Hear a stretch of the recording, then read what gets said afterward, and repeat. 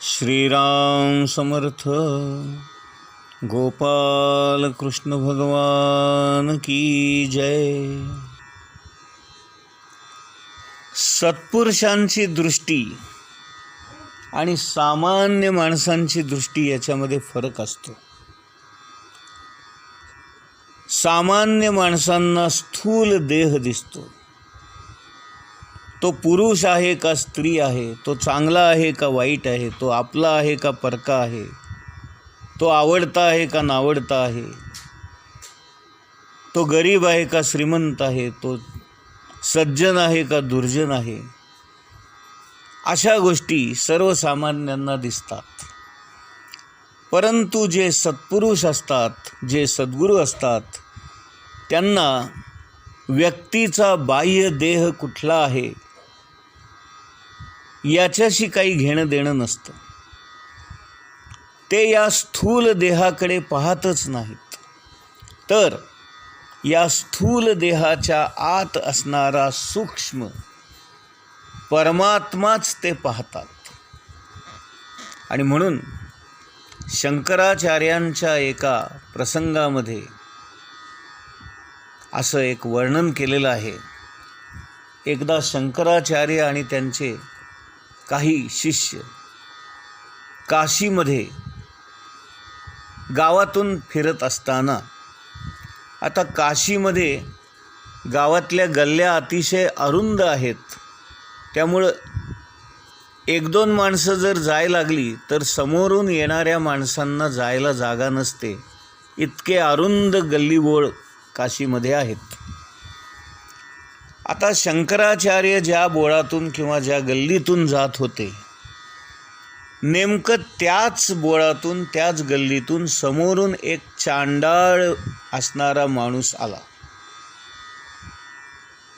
आणि तो रस्त्याने येत असताना पाहून शंकराचार्यांनी त्याला भर रस्त्यामध्ये जमिनीवर साष्टांग नमस्कार घातला. हे पाहून त्यांचे शिष्य जे होते ते आपापसामध्ये कुजबूज करू लागले.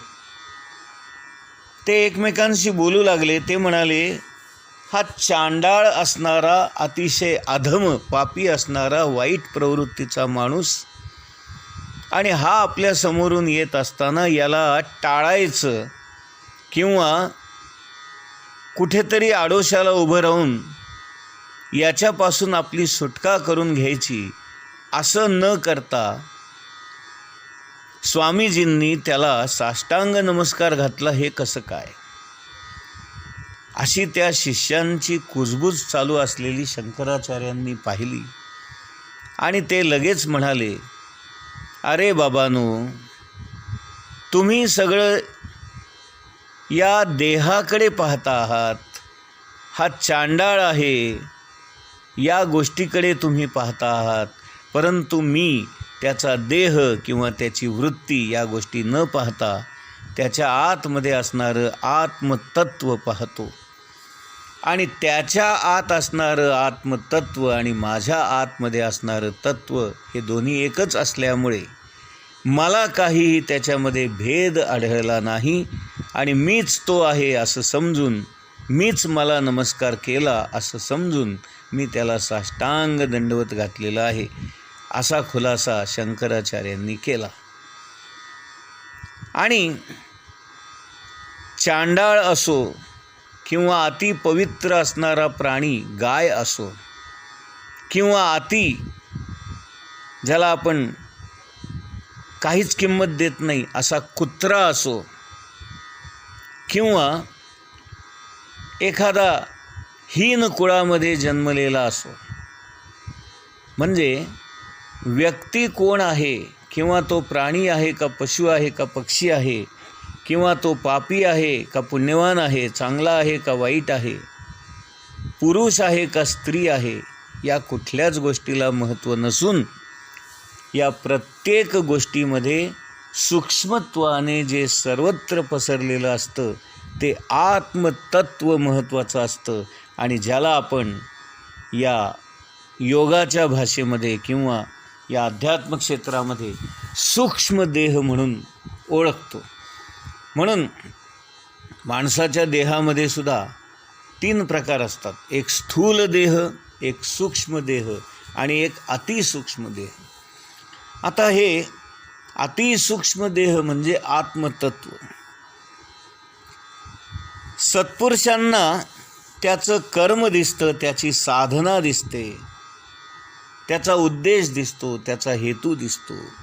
आणि म्हणून सत्पुरुषांपासून कुठल्याच गोष्टी लपून राहू शकत नाहीत. ते त्रिकाल ज्ञानी असतात. याचा अर्थ असा की आपल्या भूतकाळात घडलेल्या घटना, आत्ता सध्या वर्तमान काळात घडत असणाऱ्या घटना आणि उद्या आपल्या आयुष्यामध्ये भविष्य काळात घडणाऱ्या घटना, या 3ही घटना त्यांना स्पष्ट रूपाने दिसू शकतात. आणि म्हणून सत्पुरुष किंवा हे जे संत प्रवृत्तीचे सद्गुरू असतात ते त्रिकाल ज्ञानी असतात. कारण त्यांना आपलं भूत, भविष्य, वर्तमान या सगळ्या गोष्टी कळतात. त्यांचं मन विश्वमनाशी एकरूप झालेलं असल्यामुळे आपल्या मनातल्या गोष्टी त्यांना ताबडतोब कळतात. आपल्या मनामध्ये काय विचार चालू आहेत ते त्यांना कळतात. आपल्या बुद्धीने काय निर्णय घेतलेले आहेत हे त्यांना कळतात. आणि म्हणून सद्गुरूंना सगळ्याच गोष्टी माहीत असल्यामुळे आपण सद्गुरूंपासून काहीही लपवून ठेवू शकत नाही किंवा सद्गुरूंना फसवता येत नाही. एक वेळ आपण आपल्या स्वतःला फसवू शकू, पण आपल्या आत असणाऱ्या अंतरात्म्याला, ज्याला मज हृदयी सद्गुरू, जे ज्ञानेश्वरांनी म्हटलं आहे की आपल्या आत असणारी ही जी जाणीव आहे, ती जाणीव ज्याला विवेक म्हटलं जातं, हा विवेकच आपला सद्गुरू असल्यामुळे त्या विवेकापासून, त्या जाणीवेपासून, त्या आत्मतत्वापासून आपण कुठल्याच गोष्टी लपवून ठेवू शकत नाही. आणि म्हणून आपण आपल्या स्वतःला फसवू शकतो, परंतु आपल्या आत्म्याला फसवता येत नाही, आपल्या गुरूंना फसवता येत नाही, आपल्या सद्गुरूंना फसवता येत नाही, आपल्या भगवंताला आपल्याला फसवता येत नाही. ही दिव्य दृष्टी गुरु देतात. आणि ही दिव्य दृष्टी गुरूंनी दिली की दृष्टीसी फाटा फुटे आणि मग आपल्या दृष्टीला आतमधल्या गोष्टी बघता येतात. ते सूक्ष्म असणारं आत्मस्वरूप किंवा आत्मतत्व आपल्याला दिसू लागतं. आणि मग ज्ञानेश्वर महाराज म्हणतात, मग वास पाहिजे तेथ प्रगटे महानिधी. तो महानिधी जो आतच असतो तो आपल्यासमोर प्रगट होतो. त्याचा वास तिथं आहे हे आपल्याला कळू लागतं, त्याची जाणीव होते. आता आपण पुढची 24वी ओवी बघूया. का चिंतामणी झालिया हाती, सदा विजय वृत्ती मनोरथी. तैसा मी पूर्ण काम श्री निवृत्ती, ज्ञान देवो म्हणे. एक चिंतामणी नावाचा एक मणी आपल्या या अध्यात्म क्षेत्रामध्ये किंवा परमार्थामध्ये असा एक मणी आहे असं मानलं जातं. प्रत्यक्षात तो आहे की नाही माहीत नाही, पण चिंतामणी नावाचा एक मणी असतो आणि तो आपल्या मनातल्या सगळ्या इच्छा पूर्ण करतो. मनामध्ये जे काही येईल त्या गोष्टी तो पूर्ण करतो आणि आपल्या मनातल्या सगळ्या चिंता, काळज्या मिटवतो असं म्हटलं जातं. आता तो जर मिळाला तर मग अवघड काय आहे, अशक्य काय आहे? कारण जे जे काही आपल्या मनामध्ये येईल ते लगेच तो मणी आपल्यासमोर हजर करेल. आणि म्हणून इथे ज्ञानेश्वर महाराज म्हणतात, का चिंतामणी आलिया हाती, सदा विजय वृत्ती मनोरथी. नाही का, ज्याच्या हातामध्ये चिंतामणी सापडलेला आहे त्याला जगात अशक्य काय आहे? मग सदा विजय वृत्ती मनोरथी. त्याच्या मनामध्ये जे काही येईल त्या मनातल्या इच्छाशक्तींवर तो विजय मिळवेल आणि आपल्या मनासारखं करून बसेल. त्याच्या मनातल्या सर्व इच्छा पूर्ण होतील, त्याला जे काही हवं ते मिळेल. आणि ते जेव्हा मिळालं तर मग काय होईल? तो पूर्ण काम होईल, नाही का. मनातल्या सगळ्या इच्छा पूर्ण झाल्या म्हणजेच कामना पूर्ण झाल्या म्हणजे मग मनामध्ये आता काही इच्छाच राहणार नाही किंवा कुठली कामनाच राहणार नाही. अशी ही चिंतामणीची उपमा देऊन ज्ञानेश्वर महाराज आपल्या गुरूंबद्दल म्हणजे श्री निवृत्तीनाथांबद्दल उल्लेख असा करतायत, का चिंतामणी आलिया हाती सदा विजय वृत्ती मनोरथी, तैसा मी पूर्ण काम श्री निवृत्ती ज्ञानदेव म्हणे. ज्याप्रमाणे एखाद्याला चिंतामणी सापडल्यानंतर त्याच्या मनातल्या सगळ्या इच्छा नाहीशा होतात, पूर्ण होतात आणि ज्या ज्या इच्छा मनात येतात त्या सर्व इच्छा पूर्ण होऊन तो त्यांच्यावर विजय प्राप्त करतो आणि मनामध्ये जे जे येईल ते त्याला मिळते. म्हणजेच काय होतं तर त्याच्या मनातले सर्व मनोरथ पूर्ण होतात.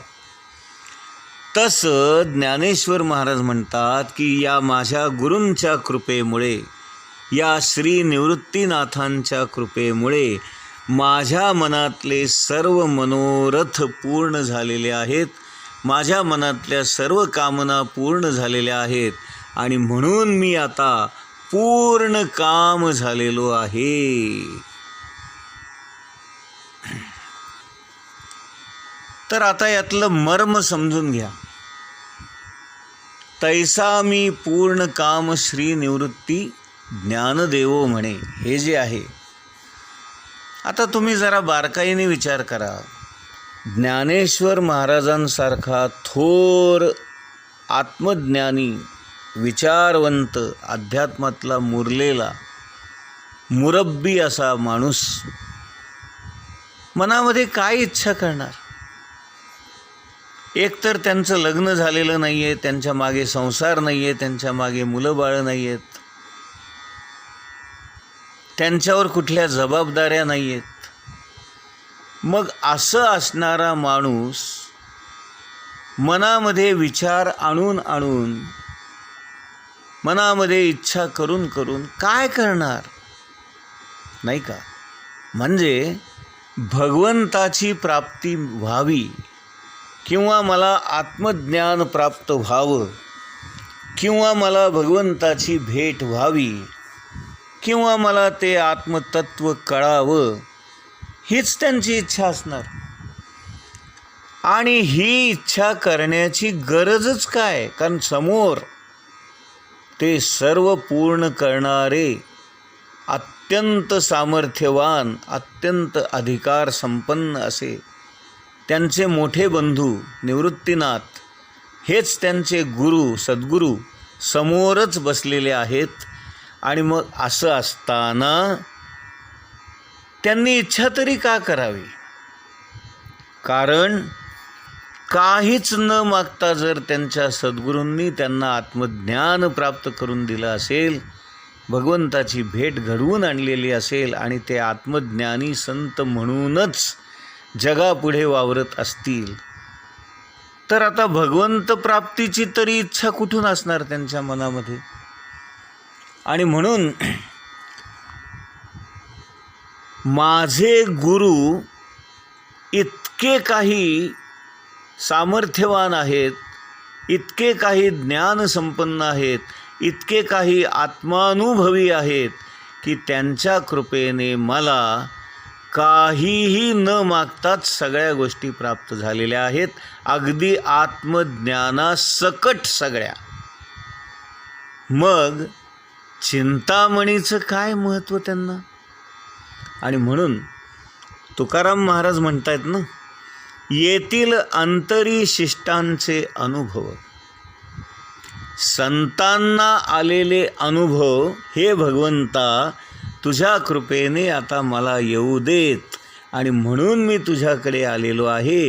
हे जे अनुभव आहेत ते गुरु मला देतीलच या इच्छेने ते या गोष्टी आपल्यापुढे मांडत आहेत. आणि म्हणून स्वतःला ते पूर्ण काम म्हणतात. पूर्ण काम याचा अर्थ मनातल्या सगळ्या कामना पूर्ण झालेल्या आहेत, आता मला काहीच मागण्याची इच्छा नाही. तैसा मी पूर्ण काम श्रीनिवृत्ती ज्ञानदेव म्हणे. आता इथे श्रीनिवृत्ती हा शब्द दोन अर्थाने घ्यायचा आहे आपण. श्रीनिवृत्ती हे त्यांचे गुरु आहेत, हा एक अर्थ तर आहेच आहे, पण श्री म्हणजे लक्ष्मी, आणि लक्ष्मीपासून सुद्धा मी निवृत्त झालेलो आहे. मला या जगातलं कुठलंही सुख नको, सामर्थ्य नको, पैसा नको, समृद्धी नको, संपन्नता नको, धन दौलत नको, या सगळ्याच गोष्टींपासून मी निवृत्त झालेलो आहे. तैसा मी पूर्ण काम आणि श्री निवृत्ती. श्री म्हणजे लक्ष्मी, लक्ष्मी म्हणजे धन, संपन्नता, समृद्धी, याच्यातून सुद्धा मी निवृत्त झालेलो आहे. आता मला त्याची सुद्धा कशाची आवश्यकता वाटत नाही. आता मला फक्त आत्मानुभव प्राप्त व्हावा, किंवा ते अनुभवांचं अमृत तेवढं प्राप्त व्हावं, हीच तेवढी इच्छा आहे. आणि माझ्या गुरूंच्या कृपेने तीही इच्छा माझी पूर्ण होईल. आणि म्हणून मी पूर्ण काम श्री निवृत्ती ज्ञानदेवो म्हणे. गोपाल कृष्ण भगवान की जय.